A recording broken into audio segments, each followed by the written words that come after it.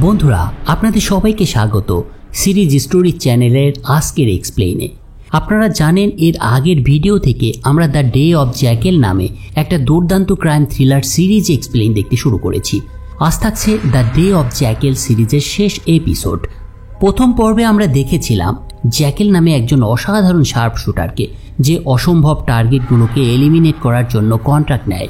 কিন্তু যখন একটা কাজ শেষ হয় তার, তখন জার্মানির একটা রাজনৈতিক দল তাকে পুরো টাকাটা দিতে অস্বীকার করে। তাই জ্যাকেল জার্মানি ফিরে আসে, কিন্তু সেখানে পুলিশ তাকে ধরার জন্য পিছু নেয়। পালাতে গিয়ে সে এক অচেনা সম্পত্তিতে ঢুকে পড়ে, কিন্তু সেই প্রপার্টির মালিক তাকে বন্দি করে ফেলে। এরপর কি হলো সেটাই থাকছে আজকের অবশিষ্টাংশে। তো দেখা যায় অ্যাটিলা নামের এক ব্যক্তি জ্যাকেলকে আটক করে রেখেছে, কারণ সে তার প্রপার্টিতে অনুমতি ছাড়াই প্রবেশ করেছিল। জ্যাকেলকে আটক করার পর প্রথমে অ্যাটিলা ভেবেছিল সে তাকে ছেড়ে দেবে, কিন্তু যখন সে জ্যাকেলের কাছে স্নাইপার রাইফেলটা দেখতে পায় তখন সে মত বদলায় এবং অ্যাটিলা তাকে বেঁধে ফেলে। এরপর অ্যাটিলা তার বড় ভাইকে ফোন করে পুরো বিষয়টা জানালে সে জ্যাকেলের সঙ্গে কথা বলে। তবে জ্যাকেল আসলে কোনো ঝামেলা চাইছিল না, তাই সে তাকে অফার দেয়, তুমি যত টাকা চাও আমি দেব, শুধু আমাকে যেতে দাও। তার এই কথাই অ্যাটিলার ভাই সম্মত হয়। তবে একই সাথে সে জানায়, আমি না আসা পর্যন্ত তোমাকে ওখানেই থাকতে হবে এবং এভাবেই থাকতে হবে। লোকটার এই কথায় জ্যাকেল বুঝতে পারে তাকে সহজে এরা ছেড়ে দেবে না। তাই সুযোগ পেয়েই সে অ্যাটিলার উপরে আক্রমণ চালায় এবং তাকে খুন করে। এরপর সে বাইরে বেরিয়ে এসে গাড়িতে উঠে পালানোর চেষ্টা করে, কিন্তু গাড়িটা আটকে যাওয়ার কারণে সেটা সম্ভব হয় না। এদিকে অ্যাটিলার ভাই কিছুক্ষণের মধ্যে এসেই যখন তার ভাইকে মৃত অবস্থায় দেখতে পায় তখন সে প্রচণ্ড রেগে যায় এবং জ্যাকেল যেখানে লুকিয়েছিল সেখানে গোলাগুলি শুরু করে। এদিকে জ্যাকেল পালাতে না পেরে গাড়ির নিচ থেকে অ্যাটিলার ভাইয়ের এ ধরনের কর্মকাণ্ড দেখতে পাচ্ছিল। তাই সে এক সময় সেই লোকটার পায়ে গুলি করে এবং শেষ পর্যন্ত তাকেও হত্যা করে। তবে অ্যাটিলার ভাইয়ের সাথে তার ছেলেও এসেছিল, আর সেই ছেলেটা এবার জ্যাকেলের ওপর বন্দুক তাক করে। কিন্তু কিছুক্ষণ পর সে বন্দুকটা ফেলে দেয় নিজ থেকেই, কারণ এই ছেলেটা বুঝতে পেরেছিল এই লোক ভীষণ সাংঘাতিক টাইপের। আর জ্যাকেলও এটা বুঝতে পারে যে ছেলেটা তাকে দেখে ভয় পেয়েছে। কিন্তু জ্যাকেল জানতো এই এলাকা থেকে তাকে পালাতে হলে এই ছেলেটার সাহায্য তার দরকার হবে। তাই তাকে না মেরে তাকে নিয়ে গাড়িতে উঠে সে পালিয়ে যায়। পালানোর পথে সে ছেলেটির ফোন নিয়ে নুরিয়াকে কল করে। ফোনে সে নাটকীয়ভাবে বলে, আমাকে ক্ষমা করে দাও, আমি আর ফিরে আসতে পারবো না, এই মিশনে আমি খুব খারাপভাবে ফেসে গেছি। তার কথায় নুরিয়া চিন্তিত হয়ে তার কাছে জানতে চায়, তুমি কোথায় আছো এখন, আমি কি তোমাকে বাঁচাতে আসতে পারি? তখন জ্যাকেল নুরিয়াকে বলে, আমার রুমে একটা গোপন ঘর আছে, হয়তো তুমি সেটা জানো না। কিন্তু নুরিয়া আসলে আগে থেকেই সেই ঘরের বিষয়টা জানতো, যেটা আমরা এর আগের পর্বে দেখেছিলাম। এরপর জ্যাকেল তাকে কিছু জরুরি জিনিস সেখান থেকে নিয়ে আসার জন্য অনুরোধ করে। তবে কি আনতে বলেছিল সেটা আমরা পরে জানতে পারবো। যা হোক, অন্যদিকে ডগ চার্লসের প্রাইভেট আইল্যান্ডকে দেখানো হয়। প্রতিদিনের মতোই লোকটি সাঁতার কেটে যখন বাসায় ফেরে তখন তার সিকিউরিটি চিফ জানায় তার জন্য বুলেট প্রুফ গ্লাস তৈরি করা হয়েছে। যে অ্যাপ ওপেনিংয়ে সে অংশ নেবে সেখানে একটা কনসার্ট হবে, আর সেই কনসার্ট চলাকালীন তাকে একটা গ্লাসের ভেতরে থাকতে হবে। সিকিউরিটির চিফের কথায় যেন একটু বিরক্তই হয় চার্লস। সে তাকে বলে, আচ্ছা এত চিন্তার দরকার নেই, দেখা যাবে কি হয়। অন্যদিকে জ্যাকেল তার গন্তব্যে পৌঁছে ছেলেটিকে মেরে ফেলার পরিকল্পনা করেছিল, কিন্তু তখন ছেলেটি কাঁদতে কাঁদতে তাকে বলে, আমাকে ছেড়ে দাও, আমার পরিবার আছে, আমি কাউকে তোমার কথা কিচ্ছু বলবো না। তার এই কথায় জ্যাকেল তাকে না মারলেও তাকে একটা হুমকি দেয়, আর হুমকিটা স্বাভাবিকভাবেই তার পরিবারের সম্পর্কে ছিল। এরপর জ্যাকেল হোটেলে ফিরে আসে এবং যেখানে সে নুরিয়াকে ডেকেছিল। নুরিয়া আসার পর জ্যাকেল তাকে বলে, এটাই আমার শেষ মিশন, এরপর আমি সব ছেড়ে দেব, আমি শুধু তোমার আর আমাদের সন্তানের সঙ্গে থাকব। এরপর বাথরুমে গিয়ে জ্যাকেল একজন বৃদ্ধ প্রতিবন্ধী লোকের ছদ্মবেশ ধারণ করে এবং তারপর টেনিস শহরের দিকে রওনা দেয়, কারণ এখানেই ডগ চার্লসের কনসার্ট হওয়ার কথা রয়েছে। কিন্তু এয়ারপোর্টে পৌঁছানোর পর জ্যাক বায়োনিকাকে দেখে অবাক হয়ে যায়। আসলে বায়োনিকাকে এই চার্লসের নিরাপত্তার দায়িত্ব দেওয়া হয়েছিল এবং একই সাথে সে কনসার্টের নিরাপত্তার তদারকি করতে সেখানে যাচ্ছিলেন। তো প্লেনে ওঠার পর জ্যাকেল দেখতে পায় বায়োনিকা তার একদম সামনের সিটে বসেছে। এরপর টেনিসে পৌঁছানোর পর জ্যাকেল বুঝতে পারে ডগ চার্লসকে হত্যা করা এখন এই বায়োনিকার জন্য আরো কঠিন হবে তার জন্য, কারণ বায়োনিকা এখানে মূলত তাকে ধরতেই এসেছে। কিন্তু এয়ারপোর্ট থেকে হোটেলে পৌঁছানোর পর দুজন পুলিশ অফিসার তার দরজায় কড়া নাড়ে। তবে তারা আসলে অন্য কাউকে খুঁজছিল, কিন্তু একজন মহিলা পুলিশ অফিসারের সন্দেহ হয় জ্যাকেলকে দেখে। তাই সে সাবধানতাবশত জ্যাকেলের মোবাইল নাম্বারটা নিয়ে নেয়। মহিলা পুলিশ অফিসার জ্যাকেলের নম্বর নিয়ে সেটি কনফার্ম করার জন্য তাকে কল করে। ফোন বাজতে থাকলেও জ্যাকেল কিন্তু সেটা রিসিভ করে না, ফলে পুলিশ অফিসারের সন্দেহ আরও বেড়ে যায়। তবে কিছুক্ষণ পর তারা আর কোনো কথা না বাড়িয়ে সেখান থেকে চলে যায়। এরপর জ্যাকেল রাসমাসকে কল করে। রাসমাসকে চিনতে পেরেছেন তো? না চিনলে প্রথম পর্বটা স্মরণ করুন। আসলে রাসমাস ছিল সেই ব্যক্তি যে কনসার্টের সময় জ্যাকেলের হারিয়ে যাওয়া ফোনটা খুঁজে দিয়েছিল, এবং তারপর থেকে এই রাসমাসের সাথে তার ভালো একটা ঘনিষ্ঠতা তৈরি হয়। পুলিশরা বিদায় নেওয়ার পর সেদিন একটা বারে জ্যাকেল রাসমাসের সাথে দেখা করে এবং তাকে ড্রিঙ্কের জন্য আমন্ত্রণ জানায়। আর রাসমাসও রাজি হয়ে যায় তার সাথে একসঙ্গে ড্রিঙ্ক করতে। এ সময় জ্যাকেল নিজেকে একজন ইঞ্জিনিয়ার হিসেবে পরিচয় দেয় তার কাছে। সে বলে, আমি এখানে আমার কাজ শেষ করতে এসেছি, কিন্তু থাকার জন্য আমার কোনো জায়গা নেই, তাই আপাতত একটা হোটেলেই থাকতে হচ্ছে। তার এই কথায় রাসমাস বলে ওঠে, আরে তাহলে তুমি আমার বাসায় থাকছো না কেন? এরপর সে জ্যাকেলকে তার বাসায় নিয়ে যায়। পরের দিন জ্যাকেল জিনাকে জানায়, জার্মানিতে আমি এক রাজনীতিবিদকে হত্যা করেছিলাম, আর সে কারণেই বায়োনিকা ও তার টিম আমাকে খুঁজছে। সমস্যাটা হলো তারা এখন এখানে চলে এসেছে, আমি চাই তুমি তাদের নিয়ে কিছু একটা করো। কিন্তু জিনা উত্তর দেয়, ঠিক আছে, আমি ব্যবস্থা করছি। এদিকে বায়োনিকাও জানতে পেরেছিল যে তার এক দলের সদস্য জ্যাকেলকে নাকি দেখেছে। সে সেই সদস্যের বর্ণনা অনুযায়ী জ্যাকেলের একটি স্কেচ তৈরি করে। এরপর যখন স্কেচটা শেষ হয় তখন সে সদস্য নিশ্চিত হয় যে হ্যাঁ, জ্যাকেল এরকমই দেখতে এবং সে এখানেই রয়েছে। এই ঘটনায় বায়োনিকার মধ্যেও একটা দুশ্চিন্তা তৈরি হয়, কারণ সে জ্যাকেলের সম্পর্কে ইতিমধ্যেই বুঝতে পেরেছে লোকটা কতটুকু দক্ষ। অন্যদিকে জ্যাকেল ইঞ্জিনিয়ারিংয়ের কাজের ছুতোয় ঠিক সময় মতোই রাসমাসের সাহায্যে কনসার্ট হলে পৌঁছে গিয়েছিল। কনসার্ট হলে পৌঁছে রাসমাস তার আইডি ব্যবহার করে দরজা খুলে জ্যাকেলকে ভেতরে পাঠায়। আসলে রাসমাস চেয়েছিল জ্যাকেল কনসার্টের ডিজাইন ও কাঠামো দেখে কিছুটা যেন শিখতে পারে। ভেতরে গিয়ে জ্যাকেল নিজেকে লুকানোর জন্য একটা নিরাপদ জায়গা একসময় খুঁজে নেয়। এরপর নিচে ফিরে এসে খুশি হয়ে সে রাসমাসকে জানায় এই জায়গাটা একদম পারফেক্ট। এদিকে বায়োনিকা ও তার সহযোগীকে কনসার্টের নিরাপত্তার দায়িত্বে নিয়োজিত করা হয়েছিল, আমরা এটা আগেই জানি। বায়োনিকার মনে ভাবনা চলছিল যদি জ্যাকেল এখানে আসে তাহলে তারা তাকে ধরতে পারবে, কিন্তু কনসার্টের পথে বেরোনোর সময় অপরিচিত হামলাকারীরা তাদের উপরে আক্রমণ চালায়। বায়োনিকা ও তার সঙ্গী আত্মরক্ষার্থে পাল্টা গুলি চালিয়েছিল এবং সব শত্রুদের খতম করে কনসার্টের দিকে রওনা হয়েছিল। আসলে এটা ছিল একটা বাধা, এই বাধাটা কে দিয়েছিল সেটা কিন্তু রহস্যই থেকে গিয়েছে। অন্যদিকে জ্যাকেলও রাসমাসকে দেখানোর জন্য অভিনয় করছিল যেন সে শহর ছেড়ে চলে যেতে চাইছে, কিন্তু সেই রাতেই সে ছদ্মবেশ ধারণ করে কনসার্ট হলে প্রবেশ করে এবং অপেক্ষা করতে থাকে তার মহেন্দ্রক্ষণের জন্য। কনসার্টের 2 দিন আগে জ্যাকেল একটা টি স্টল থেকে পানি ও ড্রাই ফ্রুট কিনে নিয়েছিল, আর সুযোগ পেয়ে সে রাসমাসের আইডি ব্যবহার করে কনসার্ট হলে ঢুকেছিল এবং ঠিক সেই লোকেশনে চলে গিয়েছিল যেটা সে আগের দিন ঠিক করে রেখেছিল। জ্যাকেল জানতো এই জায়গায় লুকিয়ে থাকলে তাকে কেউ খুঁজে পাবে না। কনসার্ট মূলত 28 তারিখে হওয়ার কথা ছিল সেই মাসের, কিন্তু রাসমাস আগেই জানিয়েছিল যে কনসার্টের 2 দিন আগে পুরো এলাকা বন্ধ করে দেওয়ার নির্দেশনা জারি করে হয়েছে। তাই জ্যাকেল যখন রাসমাসের কাছে এটা জানতে পারে তখন আগেই ভাগেই সে সেখানে গিয়ে লুকিয়ে পড়ে। যাই হোক, পরের দিন কনসার্ট এলাকা সিকিউরিটির জন্য পুরোপুরি সিল করে দেওয়া হয় এবং কড়া তল্লাশি চালানো হয়, কিন্তু কেউ তো আর জানতো না যে তাদের আসল টার্গেট ইতিমধ্যে ভেতরে ঢুকিয়ে রয়েছে। অবশেষে কনসার্টের দিন এসে হাজির হয়, আর সবার উচ্ছ্বসিত অবস্থার মধ্য দিয়েই ডক চার্লস যখন স্টেজে উঠে আসে এবং তার অ্যাপ লঞ্চ করতে যায় তখন জ্যাকেল তার স্নাইপার সেট করে নেয়, কিন্তু গুলি করার ঠিক আগ মুহূর্তে একজন নিরাপত্তা রক্ষী সবাইকে অবাক করে দিয়ে চার্লসের দিকে গুলি ছোড়ে, আর গুলির শব্দে ডক চার্লস দৌড়ে পালাতে থাকে, ফলে জ্যাকেল তাকে মারতে ব্যর্থ হয়। এই ঘটনায় অনেকটা হকচকিত হয়ে যায় একদিকে জ্যাকেল, অন্যদিকে বায়োনিকা, কিন্তু তখন বাকি নিরাপত্তা রক্ষীরা সেই রক্ষীকে গুলি করে মেরে ফেলে চার্লসকে অন্যদিকে নিরাপদে সরিয়ে নেয়। এই ঘটনায় ধূর্ত বায়োনিকা বুঝতে পেরেছিল এখানে একজন নয় বরং 2 জন শুটার রয়েছে এবং এরাই তাকে আসার পথে সেদিন বাধা দিয়েছিল। আশা করি আপনারাও বুঝতে পেরেছেন। গুলির শব্দে মুহূর্তের মধ্যেই দর্শকদের মধ্যে আতঙ্ক ছড়িয়ে পড়ে, সবাই ভয়ে কনসার্ট হল থেকে পালাতে থাকে, আর জ্যাকেলও সেই ভিড়ের সাথে মিশে সফলভাবে বাইরে বেরিয়ে আসে। কিন্তু বাইরে বেরোনোর পর রাসমাস তাকে দেখে ফেলে এবং তার পিছু নেয়, কারণ রাসমাস জানতো জ্যাকেল ইতিমধ্যে শহর ছেড়ে চলে গিয়েছে।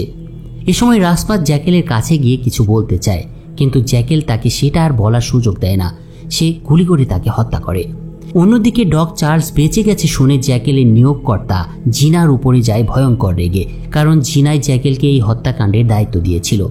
জ্যাকেল যখন চার্লসকে গুলি করেছিল তখন ঠিক কী হয়েছিল এই বিষয়টা যখন টিমোথি জিনার কাছে জানতে চায়, তখন সে একটা ব্যাখ্যা দেওয়ার চেষ্টা করে তাকে। জিনা বলে বুলেট প্রুফ কাছে গুলি লাগার কারণে জ্যাকেল ডগ চার্লসকে মারতে ব্যর্থ হয়েছে। এই কথার পর টিমোথি জিনাকে অনেকটা রেগে গিয়েই উত্তর দেয়, তুমি তো বলেছিলে জ্যাকেল একদম ভালো শুটার, কিন্তু তার নিশানা ব্যর্থ হলো কিভাবে? মূলত জ্যাকেলের এই ব্যর্থতার কারণে এই টিমোথি এবং তার টিম ভীষণ চিন্তায় পড়ে গিয়েছিল।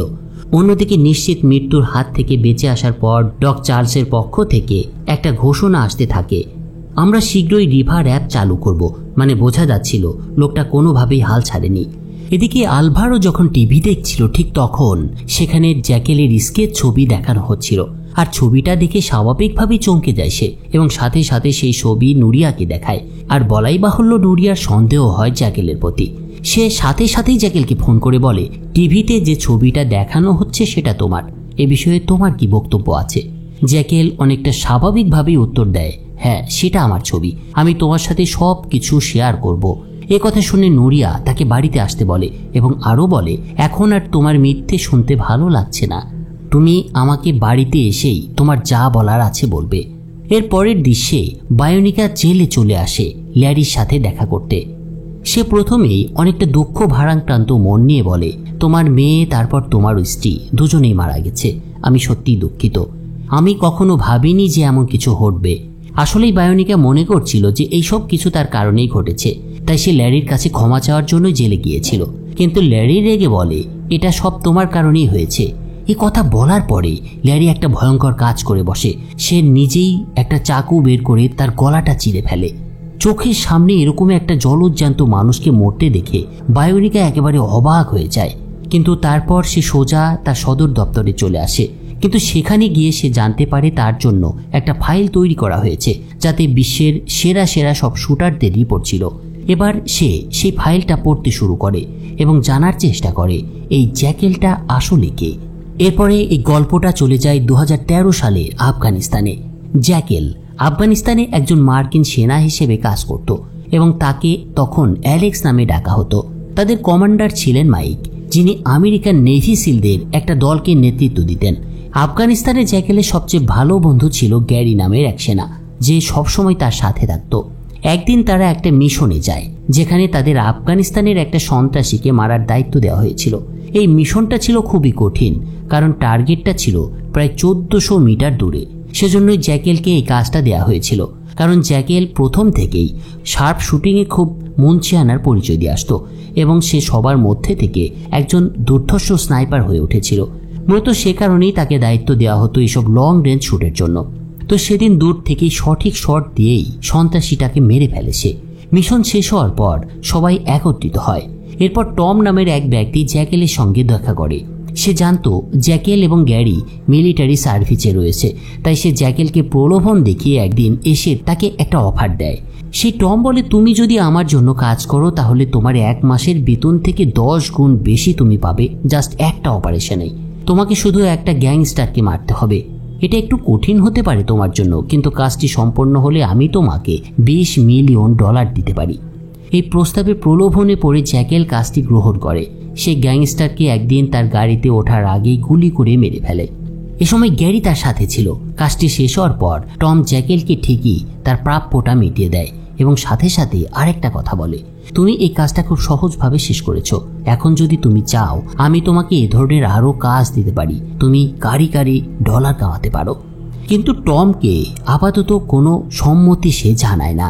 এরপর একদিন মাইক তার দলকে নিয়ে আরেকটা মিশনে চলে যায়। তারা খবর পেয়েছিল কিছু সন্ত্রাসী একটা জায়গায় বসে সন্ত্রাসী পরিকল্পনা করছে। কিন্তু যখন তারা সেখানে গিয়ে পৌঁছায় তখন জ্যাকেল দূরে থেকেই একটা পজিশন নিয়ে তাদের উপরে নজর রাখছিল, আর একটা দল সেই বাড়িটার দিকে যাচ্ছিল। জ্যাকেল ও গ্যারি দূর থেকে পরিস্থিতিটা দেখছিল, কিন্তু হঠাৎ জ্যাকেলের চোখ পড়ে একজন স্নাইপারের উপরে, যে দূরে দাঁড়িয়েছিল। আর জ্যাকেল তাকে দেখি তৎক্ষণাৎ গুলি করে মেরে দেয়। কিন্তু এই গুলিটাই চারদিকে নিস্তব্ধতা ভেঙে খান খান করে ফেলে। তারপর শুরু হয় গুলির লড়াই এবং দেখা যায় একে একে সবাই মরতে থাকে। এটা ছিল বিশাল একটা ম্যাসাকার। তারপর যখন তারা ভিতরে গিয়ে দেখতে পায় তখন তারা বুঝতে পারে এখানে একটা বিয়ে চলছিল। এই পুরো ঘটনাতে জ্যাকেলের মনটা ভেঙে যায়। আসলে তারা সন্ত্রাসীদের ছদ্মবেশে থাকা কিছু নিরীহ মানুষকেও মেরে ফেলেছে। জ্যাকেল উপলব্ধি করে তার ভুলের কারণে কতগুলো নির্দোষ মানুষ মারা গেল। তবে তাদের কমান্ডার মাইকের এই বিষয়টি নিয়ে মোটেও চিন্তিত দেখাচ্ছিল না, বরং সে তৎক্ষণাৎ কন্ট্রোল রুমে ফোন করে সেখানে একটা মিসাইল ছোড়ার নির্দেশ দেয় যাতে সব প্রমাণ মুছে ফেলা যায়। মাইকের এই নির্দেশনা এবং কর্মকাণ্ড দেখে জ্যাকেল এবং গ্যারি খুবই দুঃখ পায়। জ্যাকেল গ্যারিকে বলে, এটা খুবই ভুল ছিল আমাদের জন্য, তারা তো শুধু বিয়ে করতে এসেছিল, কিন্তু আমরা তাদেরকে এভাবে মেরে ফেললাম, এটা তো অমানবিকতা। দলটা সেদিন পুরো মিশনটা শেষ করার পর তাদের বেসে ফিরে আসে। পরের দিন গ্যারি তার দল নিয়ে আর একটা মিশনে বের হয়। তবে জ্যাকেল একসময় চলতে চলতে তাকে থামিয়ে দেয়, কারণ তাকে দেখে মনে হচ্ছিল রাস্তায় ল্যান্ডমাইন পোতা আছে। এ সময় সে গ্যারিকে সতর্ক করে বলে নিজে গিয়ে পরিস্থিতিটা সে চেক করছে। জ্যাকেলের হাতে এ সময় একটা রিমোট কন্ট্রোল দেখা যায়। এই কথাটা বলে সে মাইককে গাড়িতে রেখে এবং তার সাথের সঙ্গীদের গাড়িতে রেখে সামনের দিকে এগিয়ে যায়। এ সময় অদ্ভুতভাবে লক্ষ্য করা যায় জ্যাকেলের হাতে একটা রিমোট কন্ট্রোল রয়েছে। একটু এগিয়েই সে বাটনে চাপ দেয়, ফলে পুরো গাড়ি বহরটি বিস্ফোরিত হয়। আসলে জ্যাকেল নিজেই এই বিস্ফোরণটা ঘটিয়েছিল, কারণ আমেরিকানদের এ ধরনের অমানবিকতা দেখে সে আর নিজেকে সহ্য করতে পারছিল না। তারপরে তার উপরে ছিল টমের একটা অফার। মূলত এই দুটোকে সে সমন্বিত করে এই সিদ্ধান্তে পৌঁছেছিল যে তার টিমমেটদের মেরে পুরো প্রমাণটা লোপাট করে সে একেবারে গায়েব হয়ে যাবে। সে নিজের দলকে মেরে ফেলে, কারণ আগের মিশনে তাদের যা করা হয়েছিল জ্যাকেল সেটা পছন্দ করেছিল না। সে চায়নি আর নিরপরাধ মানুষ মারা যাক। 2013 সালের সেই ঘটনার পর জ্যাকেল এবং গ্যারি একেবারে গায়েব হয়ে যায় পৃথিবীর বুক থেকে। 2013 সালের সেই ঘটনার পর গল্প আবার বর্তমান সময়ে ফিরে আসে। আর এই ঘটনার মাধ্যমে বোঝা যায় যে জ্যাকেল কোন পরিস্থিতির মধ্য দিয়ে বর্তমানে প্রফেশনাল একজন খুনি হিসেবে তৈরি হয়েছিল। তো এরপর জ্যাকেল নুরিয়ার কথা মতো বাড়িতে ফিরে আসে। তখন নুরিয়া তাকে খুব রেগে গিয়ে বলে, তুমি কি সত্যি অর্থের জন্য কাউকে মারতে পারো? জ্যাকেল কোনো সন্দেহ না করে বলে, হ্যাঁ, আমি যদি টাকা পাই তাহলে আমি যে কাউকে মেরে ফেলতে পারি। এই কথা শুনে নুরিয়া একেবারে হতভম্ব হয়ে যায়। পরের দিন নুরিয়া জ্যাকেলের কাছে আবার জানতে চায়, তুমি কি আমাদের সাথে থাকতে পারো না? জ্যাকেল উত্তর দেয়, না, আমার শুধু একটা কাজ করা বাকি আছে, আমি ভাবছি সেই কাজটা শেষ হলে সব কিছু ছেড়ে দেব। কিন্তু এই কথা সত্ত্বেও নুরিয়া তার উপরে আর বিশ্বাস রাখতে পারছিল না। সে এবার বলে, তুমি কখনো বদলাবে না জ্যাকেল। কিন্তু তা সত্ত্বেও সে জ্যাকেলকে বিভিন্নভাবে বোঝানোর চেষ্টা করছিল। তাদের এই আলোচনার মধ্যে এ সময় নুরিয়ার ভাই এলভারো সেখানে এসে পৌঁছায়। এই লোকটা বাইরে থেকেই তাদের কথোপকথন শুনছিল। এ সময় আলভারো নুরিয়াকে বোঝানোর চেষ্টা করে, আমি জ্যাকেলকে একটা বড় গ্যাংস্টার জিমির সাথে পরিচয় করিয়ে দিতে চাই, তুমি যদি বাধা না দাও। কিন্তু ভাইয়ের কথায় নুরিয়া উদ্বিগ্ন হয়ে জানতে চায়, জিমি খুব বড় গ্যাংস্টার এবং তুমি তার সাথে কাজ করতে চাইছো? ভাই বোনের এই কথার মধ্যেই জ্যাকেল শান্তভাবে উত্তর দেয়, চিন্তা করো না, যতক্ষণ আমি বেঁচে আছি কেউ তোমার কিচ্ছু করতে পারবে না। তারপর জ্যাকেল আলভারোকে বলে, জিমিকে কোথায় পাওয়া যাবে? চলো ওর সঙ্গে আমরা এবার একটা ডিল করি। জ্যাকেলের এই ধরনের কথা শুনে এবার আলভারো অনেক খুশি হয়ে যায়। সে ধরেই নেয় জ্যাকেল তার প্রস্তাবে রাজি হয়ে গিয়েছে, তাই সে খুশি মনেই জিমির সাথে দেখা করতে চলে যায়। অন্যদিকে জ্যাকেল তার এক পুরনো বন্ধুর কাছে গিয়ে একটা বোট ভাড়া চায়। সে বন্ধুর কাছে কিছু সময়ের জন্য বোটটা ধার চাইছিল এবং তার কিছু সময় পর সে বোটটা নিয়ে সমুদ্রে বেরিয়ে পড়ে। পরবর্তী দৃশ্যে দেখা যায় এলভারো জিমির সাথে একটা রেস্তোরাঁতে বসে জ্যাকেলের অপেক্ষা করছে। আসলে জ্যাকেলকে অফারটা দেওয়ার পর সে যখন রাজি হলো তখন সে তাকে এখানে আসতে বলেছিল। তো তারা যখন জ্যাকেলের অপেক্ষায় রয়েছে ঠিক তখন হঠাৎ জিমির কপালের মাঝখানে একটা গুলি এসে লাগে। আর বলাই বাহুল্য, টেবিলের উপরে মুখ থুবড়ে পড়ে মারা যায় জিমি। আর এই ঘটনায় সবাই একেবারে হকচকিত হয়ে পড়ে। তার বন্ধুর কাছ থেকে নিয়েছিল, আসলে সেটা হচ্ছে সমুদ্র থেকে জানলা দিয়ে জিমির মাথায় গুলি করার জন্য সে বোটটা ধার নিয়েছিল। তো জিমিকে মারার পর জ্যাকেল বাড়িতে ফিরে আসে। ওদিকে দেখা যায় পরের দিন বায়োনিকা সকালে ঘুম থেকে উঠে তার ফোনে নিউজ দেখতে বসে, কিন্তু একটা নিউজ দেখার সময় তার চোখটা আটকে যায়। নিউজে বলা হয়েছে স্পেনের এক রেস্তোরাঁয় এক গ্যাংস্টার মারা গিয়েছে, যেখানে জ্যাকেল জিমিকে মেরেছিল সেখানকার ঘটনাও এখানে প্রচারিত হচ্ছে। আসলে জিমি ছিল এক গ্যাংস্টার, তাই তার মৃত্যুর খবর দ্রুত ছড়িয়ে পড়েছিল। নিউজে আরও বলা হয়েছিল এই শুটিং প্রায় 1500 মিটার দূর থেকে করা হয়েছিল, যার ফলে বায়োনিকার মনে সন্দেহ হয় এটা জ্যাকেলই করেছে। এদিকে জ্যাকেল জিমিকে হত্যা করার পরেই ডগ চার্লসকে শেষ করার মিশনে নিয়োজিত হয়ে পড়েছিল। পুরো প্রস্তুতি নিয়েই সে এবার চার্লসের সেই প্রাইভেট আইল্যান্ডে এসে পৌঁছায়, যেখানে বোট থামিয়ে সেই বোটের মালিককে সে হত্যা করে। এরপর সে নিজের স্নাইপার রাইফেল সেট আপ করা শুরু করে। চার্লসকে ট্র্যাক করে জ্যাকেল যে মেজারমেন্টটা করেছিল সেটা হলো চার্লসের আইল্যান্ড থেকে সে যেখানে অবস্থান করছিল সেটার দূরত্ব প্রায় 2 মাইল দূরে। তবে সে এখানে ভান করছিল যে সে মাছ ধরতে এসেছে। ওদিকে ডগ চার্লসের নিরাপত্তা রক্ষীরাও জ্যাকেলের বোটটিকে দেখতে পায়। যদিও এটা বেশ দূরে ছিল, কিন্তু তারা বিষয়টিকে মাথায় রাখলেও আপাতত সেটি নিয়ে কোনো সন্দেহ প্রকাশ করেনি। তারপর ডগ চার্লস প্রতিদিনের মতো সাঁতার কাটতে সমুদ্র নেমে পড়েন। চার্লস যখন সাঁতারে ব্যস্ত তখন জ্যাকেল তার বন্দুকটা রেডি করে ফেলে।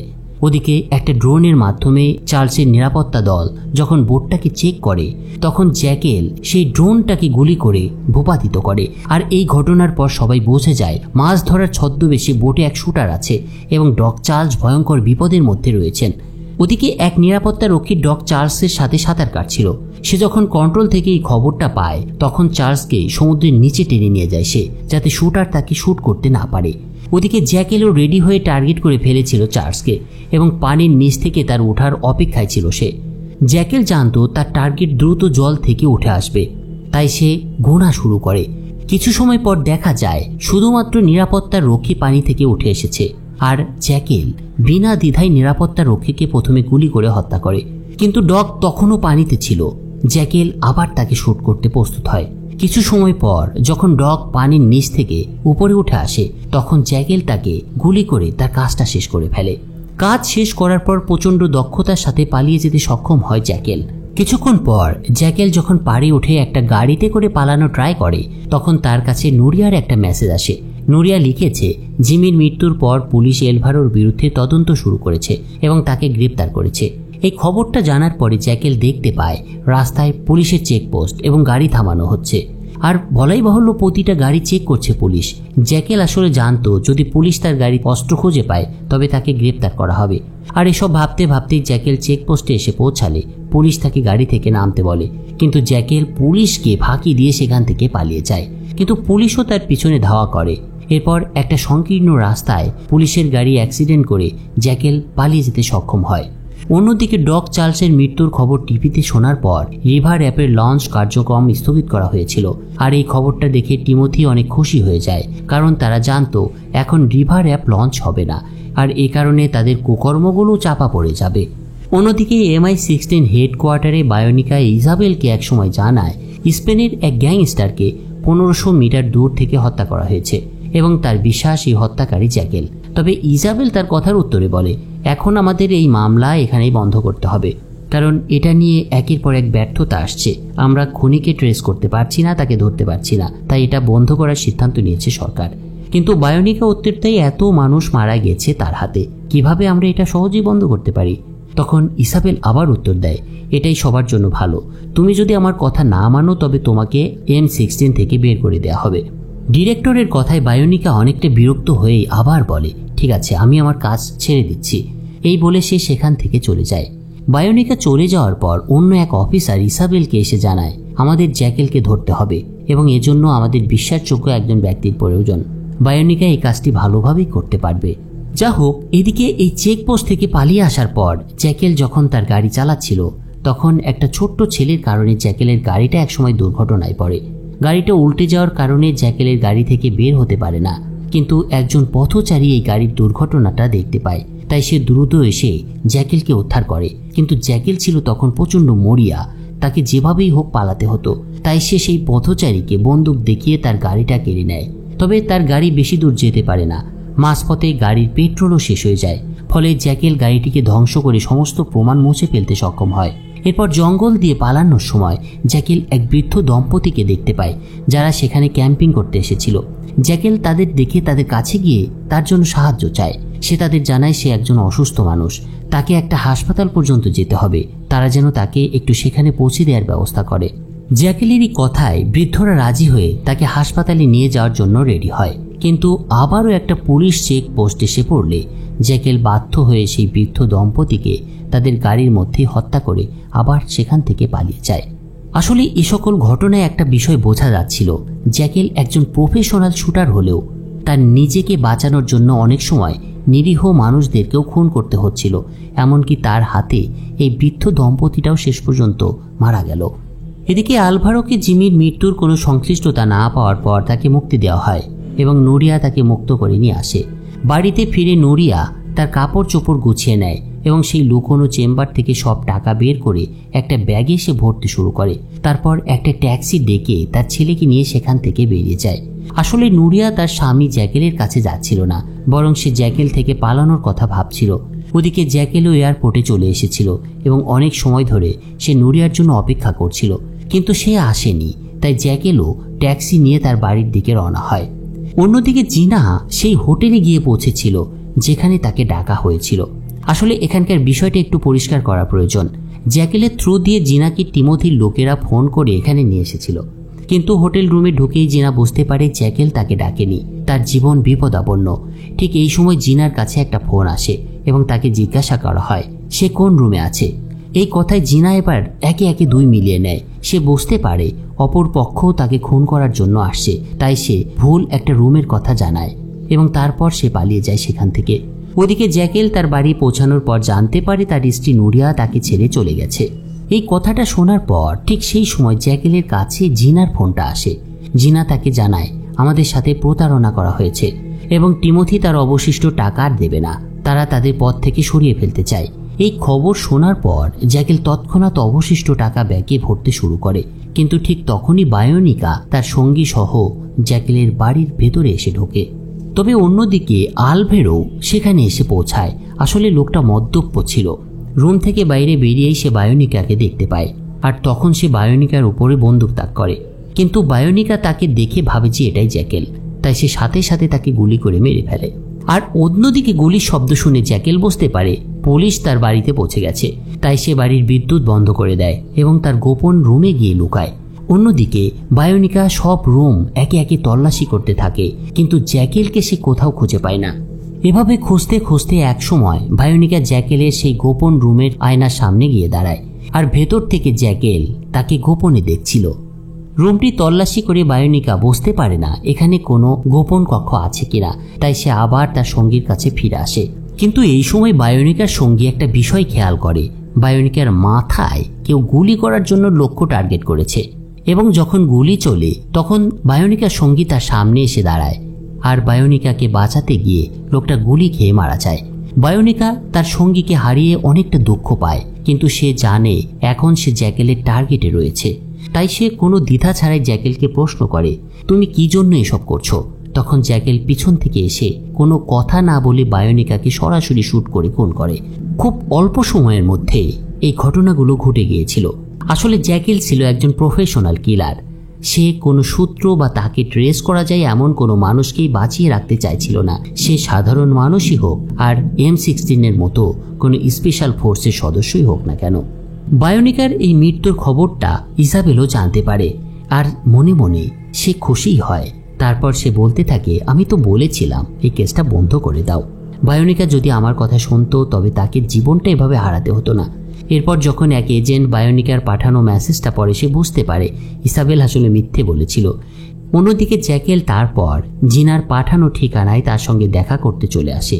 সেখানে জিনা তাকে জানায় আমরা প্রতারণার শিকার হয়েছি, এখন তুমি হয় তাদের শেষ করে দাও অথবা টাকা নিয়ে চলে যাও। জ্যাকেল উত্তর দেয় এখন আমি ওসব নিয়ে চিন্তা করছি না, আমাকে প্রথমে একজনকে খুঁজতে বের হতে হবে। এই বলে সে জিনাকে বাই বলে সেখান থেকে চলে যায়। আর এভাবেই মূলত এই সিরিজের সমাপ্তি ঘটে। তবে একটা বিষয় স্পষ্ট যে সিরিজের দ্বিতীয় সিজন আসবে, যেখানে হয়তো দেখা যাবে জ্যাকেল প্রথমে তার স্ত্রীকে খোঁজ করছে এবং তারপর জিনার বসকে মানে টিমোথিকে খুঁজে বের করে তাকে শেষ করবে। আসলে এটা যদিও আমাদের ভাবনা চিন্তার বিষয়, কিন্তু যদি দ্য ডে অফ জ্যাকেলের সেকেন্ড সিজন আসে তবে আমরা আশা করতে পারি এরকমই কিছু একটা ঘটবে। তো বন্ধুরা, এই ছিল দ্য ডে অফ জ্যাকেলের পুরো এক্সপ্লেইন। প্রথম এবং দ্বিতীয় দুটো এপিসোড মিলে আমি পুরো এক্সপ্লেইনটা সমাপ্ত করছি। তো আপনাদের কেমন লেগেছে পুরো এক্সপ্লেইনটা সেটা জানাতে ভুলবেন না। আর এরকম সিরিজের এক্সপ্লেইন দেখতে চাইলে আমাদের চ্যানেলটা এখনই সাবস্ক্রাইব করে রাখুন। ধন্যবাদ সবাইকে, ফিরছি অন্য কোনো একদিন।